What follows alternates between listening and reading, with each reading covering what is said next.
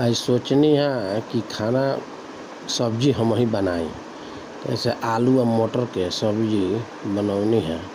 मसाला भुजा गई बा, सोचने की अब तनी पानी डाल दी हल्का सा ग्रेवी खातिर है। डबकता है अब बढ़िया डबकता, कलर भी ठीक बा एकर। अब एकरा के कुकर बंद करके एगो सीटी लगाई तनी। ये देखी सीटी लग गई बा, बढ़िया एक और फ्लेवर भी आता। देखी का सीज के भी बहुत बढ़िया तैयार हो गई बा। आलू मटर के सब्जी हो तो कहनी कि चलो आज हम ही बनाओ तनी। ली तनी कटोरी में निकाला तनी, स्वाद चखी लोगिन एकर। सब कोई के इनवाइट बा, खाए आई लोगिन है ना। हाँ, सब कोई आके खाओ।